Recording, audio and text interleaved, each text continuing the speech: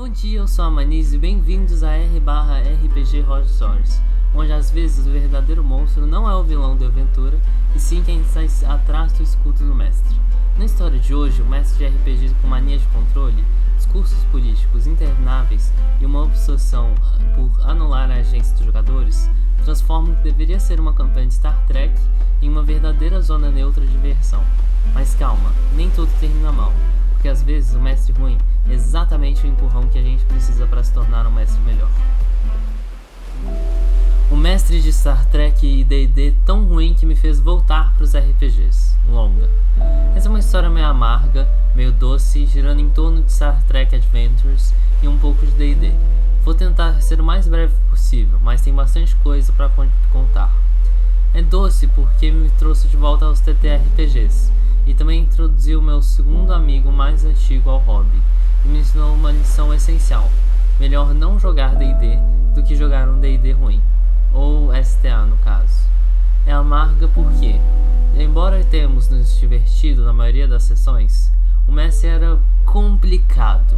O jogo acabou explodindo por causa de uma briga feia entre ele e o amigo que me recrutou para a campanha. A campanha se passava entre o final de Enterprise e o início da guerra contra os Romulanos. A gente era a tripulação da USS Victoria, uma nave NX Refit com a primeira tripulação multiespécie da coalizão dos planetas. Éramos 4 jogadores: eu, imediato da nave, um amigo que me chamou, MACO, segurança, meu amigo novato, engenheiro, e um amigo do mestre, médico, e o próprio mestre. O mestre tinha seus pontos fortes, sabia pintar boas cenas e criava NPCs interessantes para a gente interagir. Também era bom em ligar com aventuras que pareciam one-shots ao maior arco da campanha. Ele tinha ideias legais de uma espécie de alienígena também. Mas com o tempo, os pontos negativos começaram a gritar mais alto, em uma ordem específica. 1. Inconsistência. O que ele dizia como fato numa sessão era desmentido na seguinte, e se a gente apontasse isso, ele culpava a gente por interpretar errado, até quando o lore canônico das séries ou dos livros. 2. Sem vitórias claras. Só tivemos uma vitória limpa da primeira sessão. Depois disso, todas as vitórias vinham com grandes perdas, eram parciais ou logo eram desfeitas. Quando a gente finalmente saiu o vilão psíquico da primeira fase, logo depois descobriram que ele tinha um irmão tentando libertá-lo. 3. Sessões sempre atrasadas. Começavam tarde porque ele ficava discursando por horas sobre o Critical Role, teorias da comparação, política e como odiava as novas séries de Star Trek, Discovery e Picard. Era impossível voltar ao foco do jogo, não importava o quanto tentássemos. 4. Gatilhos ignorados. Eu estava lidando com ansiedade. Comecei terapia e medicação e pedi para ele evitar certos assuntos antes das sessões. Ele respondeu: vamos tirar as coisas de gatilho do caminho logo do início. Nada disso era sobre o jogo em si, só das conversas pré-jogo mesmo. Hoje em dia eu saberia reagir melhor, mas na época eu ainda estava aprendendo a lidar. 5. Trek sombrio demais. Todos os NPCs que não eram da tripulação eram babacas arrogantes que nos tratavam como idiotas. A violência era pesada, mesmo elidiando isso em Picard e Discovery. Os únicos que a prestavam eram nossos próprios personagens e uns poucos da equipe. 6. Sem autonomia. O primeiro arco acabou com o sacrifício de um NPC, não por nossas ações. Tudo o que fazíamos era revisto pelo capitão ou pela frota estelar. Tinha sempre o risco de sermos afastados da missão se falhássemos. 7.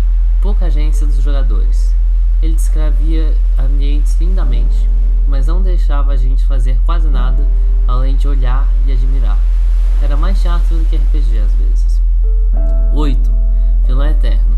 O vilão da primeira parte era um alienígena psíquico criminoso de guerra. Nunca sumia. Selamos ele e imediatamente apareceu com o irmão com o mesmo plano.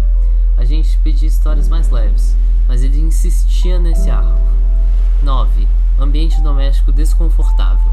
A sessão acontecia no apartamento do mestre. A esposa e os filhos eram exilados do quarto por 6 mais horas enquanto jogávamos. Um amigo até ofereceu a casa dele com espaço de sobra, mas o mestre recusou. A campanha de Star Trek terminou com uma briga explosiva entre o mestre e um dos jogadores. Depois ele tentou começar uma campanha de D&D, Ghost of Saltmarsh in Forgotten Realms, com os mesmos problemas, e ela morreu sozinha durante a pandemia. Desde então, entrei em jogos excelentes de D&D e STA. Durante a pandemia achei que uma mesa online maravilhosa que me levou a campanhas semanais com mestres e jogadores incríveis. Hoje mestro minha própria mesa com amigos e cônjuges, incluindo o amigo novato daquela época. Não sou perfeito, mas tento usar o que aprendi com aquele mestre e com histórias desse subreddit, para criar algo divertido e saudável. Eu não conheço Star Trek, mas eu tenho certeza que tudo que esse cara fez não foi nem um pouco legal, especialmente não dar autonomia dos jogadores, fazendo um railroading, uma repetição de ideias com o mesmo vilão e também incluir coisas que você não gostaria por gatilho. Bem, esse vídeo também foi curto, mas não curto quanto o último. Se vocês gostam desses vídeos, dessa minutagem, me contam nos comentários. Comentem suas próprias histórias ou o que vocês acharam dessa história daqui. Deixa um like, clica na playlist para ver outros vídeos como esse. Eu vejo o vídeo recomendado pelo YouTube. Até mais!